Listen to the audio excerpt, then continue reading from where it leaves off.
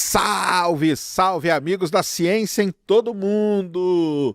Muito bem-vindos a mais um episódio aqui do Além da Ciência. Hoje, um episódio muito especial para mim, né? Porque muita gente, aliás, não sei se todo mundo sabe, né? Mas muita gente vê falando de astronomia, transmitindo lançamento de foguete, etc. Mas a minha área mesmo não é essa, né, pessoal? A minha área mesmo é a tal da geologia, né?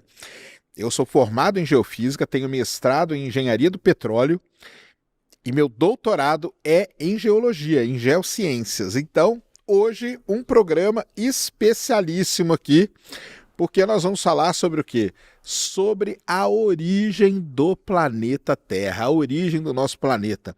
Como que tudo isso começou e como que nós chegamos até este momento em que estamos aqui. É muito interessante, é uma história muito legal, uma história que é misturada aí. A origem da Terra não tem como você não falar, né? Da origem do universo, da origem do sistema solar e depois de vários e vários momentos aí que o nosso planeta passou. Para ficar mais fácil aqui para vocês acompanharem aqui o raciocínio, vou dividir aqui este episódio em algumas partes, em algumas partes aqui principais para vocês. A primeira delas, né, vamos falar aí do nascimento dos planetas, né? Então, do Big Bang até a Terra recém-formada, com a poeira de estrelas mortas que viram mundo. Isso é uma coisa muito legal da astronomia, né? Porque é o final de uma estrela gigantesca que, na verdade, origina outras estrelas e daí até outros planetas. Depois, vamos falar um pouquinho de Theia. Para quem não sabe o que é Theia, né? Theia é o impacto lá gigantesco que deve ter criado a Lua, né? Pelo menos é onde as teorias nos levam com maior, assim, fidelidade, né? Os primeiros oceanos e como que a vida despertou, né? Como que a vida iniciou aqui no nosso planeta, né? Então, como que a Lua foi criada, o nascimento dos mares, né? E o aparecimento do nosso querido Luca, né? Porque não sabe o que é Luca, daqui a pouco vocês vão entender o que que é, que surgiu aí há cerca de 4,2 bilhões de anos atrás na história do nosso planeta. Depois vamos falar um pouquinho sobre o oxigênio, né? E como toda a travessia aí microbiana do nosso mundo, né? Então, para quem não sabe, existiu um grande momento que a atmosfera da Terra ela ficou repleta de oxigênio e isso parece que é bom, mas não é. Isso é péssimo. Tanto que foi a primeira grande extinção em massa da história do planeta Terra. Lembrando que o planeta Terra já passou por cerca aí de 5, né, extinções em massa. Depois nós vamos aí para uma parte 4 aí, onde nós vamos falar aí sim, né, como que a vida, né, o período ali, o período cambriano que a gente fala, que é o período da explosão da vida na Terra, como que a vida explodiu, a vida complexa, e como que aqueles bichos enormes que nos fascinam, os dinossauros, tomaram conta do nosso planeta, até que um dia tudo acabou, né? Tudo acabou, porque um grande impacto veio e acabou. Será que foi um grande impacto mesmo? Depois a gente pode até discutir isso, né? Porque hoje existem novas ideias de como foi a morte dos dinossauros. Mas vamos falar disso. Um desses momentos importantes aí, não sei se foi só ele ou tiveram outros, mas foi um impacto, né? Ou o asteroide que a gente conhece hoje, ou o impacto de Chicxulub. E aí vamos falar isso. Mas sempre quando tem uma grande extinção em massa, isso é bom para outra coisa. Então, por exemplo, quando termina, né, a era dos dinossauros, surge então a era dos mamíferos, vai ser a última parte aí que vamos falar. Os mamíferos, o Homo sapiens e o que a gente chama de antropoceno, né? Antropoceno é essa era geológica em que nós estamos aqui dominando tudo, tá? Então é isso que nós vamos conversar aí na história. Isso é uma coisa muito legal que o ser humano só existe graças à extinção do dinossauro. Imagina se não tivesse acontecido a grande extinção dos dinossauros, há 66 milhões de anos atrás, não teria dado chance dos mamíferos dominarem a Terra e de nós estarmos aqui. Então é sempre assim, né? A história do planeta é sempre passando de uma grande extinção que abre a oportunidade para que uma nova espécie, para que um novo tipo de vida e tal tome conta do planeta. Então, só para vocês terem uma ideia aí, né, do tamanho da história que a gente vai contar hoje aqui, né? A gente... O Carl Sagan, ele fez um negócio muito legal, que ele chamou de calendário cósmico, que ele pega toda a história do universo e coloca em um mês, tá? Agora, se a gente comprimir, vamos pegar só a história da Terra, tá? Que tem aí aproximadamente 4,5 bilhões de anos, e a gente colocasse ela num único dia de 24 horas, tá? O resultado seria o seguinte, só para vocês terem uma noção da escala da parada. À meia-noite, a Terra acabou de se formar. Às 4 da manhã, surgiu a primeira vida na Terra. O dia inteiro, do meio-dia até às 8 horas da noite, é dominado por micro-organismos. Aí, às 9 horas da noite, apareceu a vida complexa na Terra. Às 10 horas da noite, a vida sai do mar para a terra firme. Às 11 horas da noite, surgem os dinossauros. Às 11h39, os dinossauros são extintos. Às 11h58, aparece o primeiro Homo sapiens. E só nos últimos segundos, antes da meia-noite, é que começa toda a história humana que a gente conhece aqui na Terra. A agricultura, escrita, ciência, internet, tudo, tudo, tudo. Toda a história humana cabe em 1 segundo do dia da Terra. Toda a sua vida, das pessoas que você conhece, dos livros que existem, dos filmes que você assistiu, cabe em uma fração de uma piscada de olho num dia de 24 horas. E isso é muito legal. E no calendário cósmico do Carl Sagan, ele pega a história do universo e coloca num mês. Né? Ele faz o calendário cósmico. Ele coloca num ano. E a vida na Terra, ela surge no último segundo do último dia do ano também. Então é assim, nós estamos aqui há muito pouco tempo. E isso, um gancho para o que vem aí pela frente, né? Muita gente me pergunta por que eu não acredito que tenha outro tipo de vida no universo, né? Ou vida inteligente.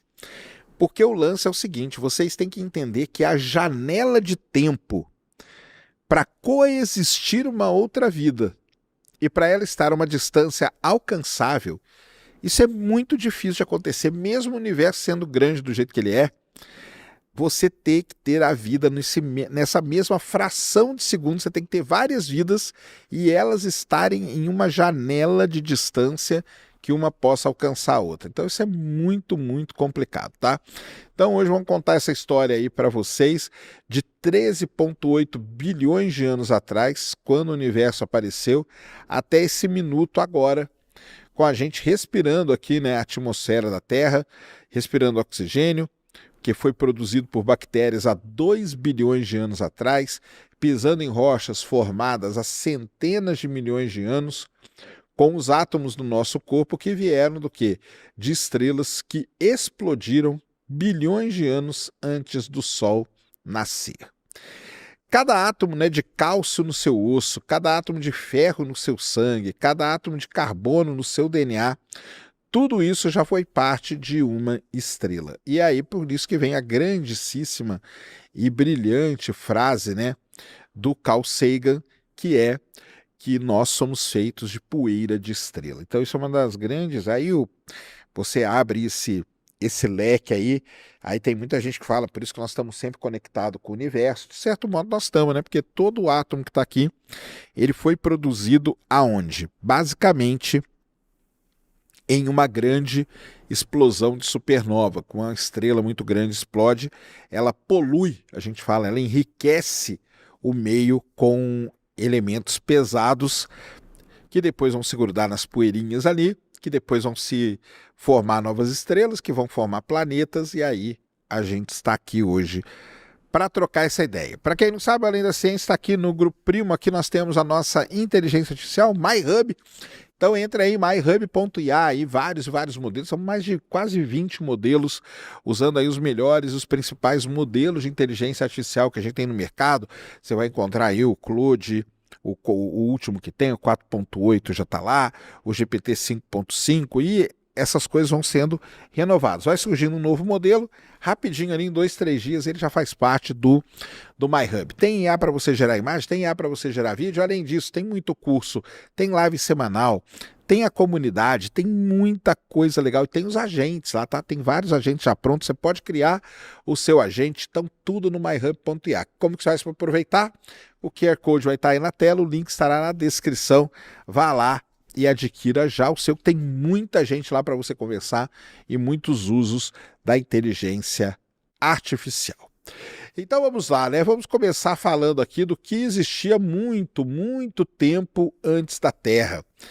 Como que tudo, né? Como que tudo começou? Antes da Terra existir, antes do Sol existir, antes de qualquer planeta existir, o universo já estava em pleno funcionamento há quase 10 bilhões de anos. Então, isso é uma coisa muito legal da gente falar, né? Que 10 bilhões de anos é mais ou menos a vida, né?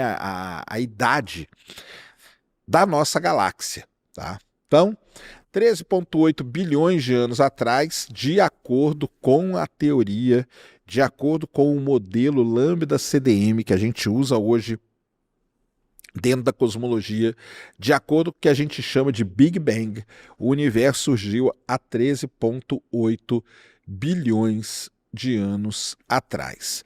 E o Big Bang foi essa expansão, né, do próprio espaço-tempo, partindo de um estado de densidade e temperatura inimagináveis. A gente fala que o universo no começo ele era super denso, né, e super aquecido, concentrado num ponto ali infinitesimal, que muitos chamam até de singularidade. E é daí, deste ponto, fazer um parênteses aqui, é deste ponto que vem a ideia de que a gente possa estar dentro de um buraco negro.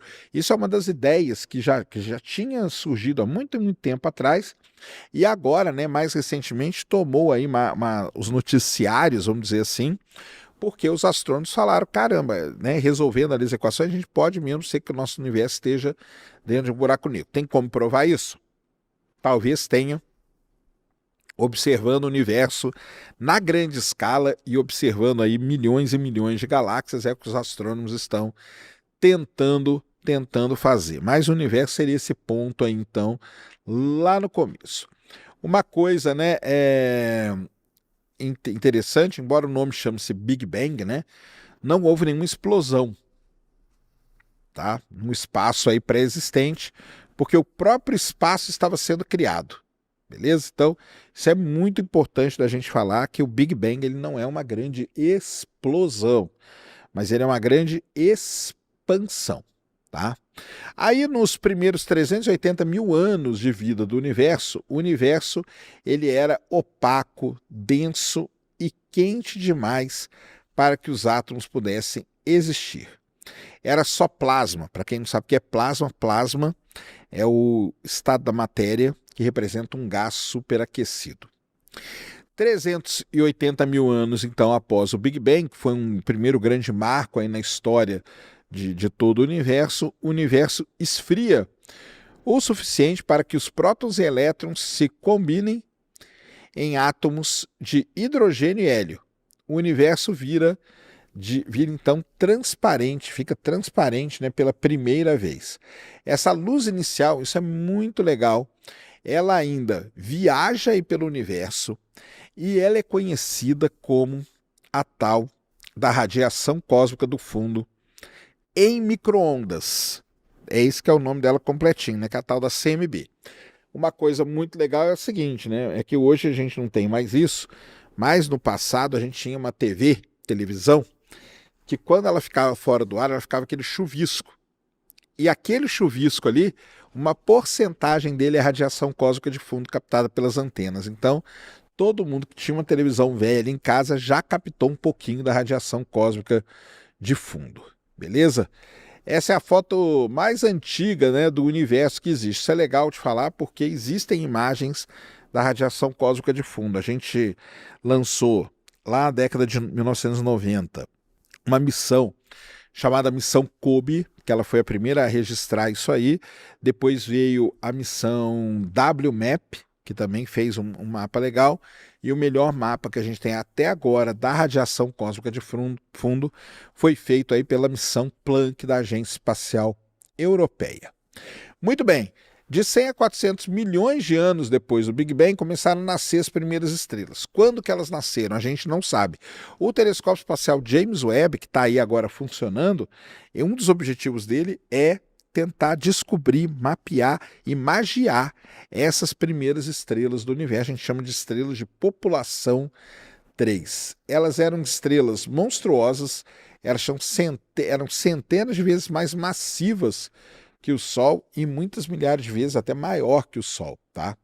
E elas eram feitas exclusivamente de hidrogênio e hélio, porque era só isso que existia no universo.